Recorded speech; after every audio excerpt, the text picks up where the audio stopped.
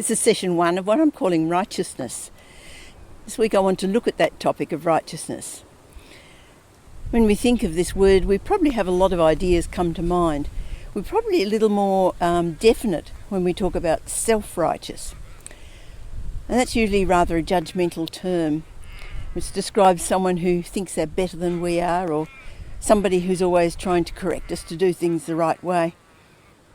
In fact, the self-righteous person is not attractive. If we use the correct meaning of righteous, then self-righteous is actually an oxymoron. In other words, it's a contradiction in itself. The true meaning of righteous is to be right with God, and nobody can make themselves right with God.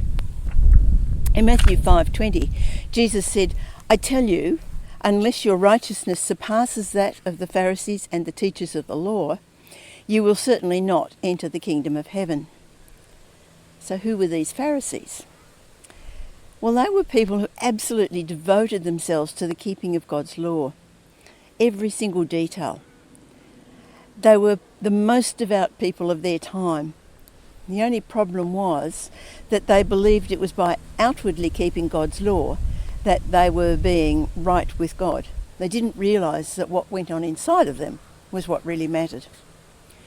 Chapter 23 of Matthew, Jesus makes a series of statements about the Pharisees and the teachers of the law. And each of the statements begins with "woe to you." Now, to us the word woe tends to sort of be like poor me or poor you. But in biblical terms, woe means you are in real trouble. Verse 27, he says, "Woe to you, you are like whitewashed tombs, which look beautiful on the outside, but on the inside are full of bones of the dead and everything unclean." That's a pretty strong description. And verse 23 indicates sort of what he's talking about. He says, "You obey the law by giving a tenth of what you own to God. But you're so meticulous that you give a tenth of the parsley that's in your pot at the back door, a tenth of the herbs that are in your kitchen garden. But you neglect justice, you neglect mercy, you neglect faithfulness." The Jewish leaders were trying to do what's very natural for human beings to do. We want to be seen by others to be good or generous or compassionate, all the good things that we like about people. But that isn't necessarily the reality that's going on inside. A figure might be regarded as a wonderful community figure, do great things for our community, but at home they're violent, they're selfish, they're intolerant, they're just putting on a good show. This is what we can try to do with God, thinking that we put on a good show, he'll be pleased. Even when we know better than that, we still are very tempted to do it. Nothing that we can do can make us right with God. Only God can do that, and that's what we're going to be looking at this week.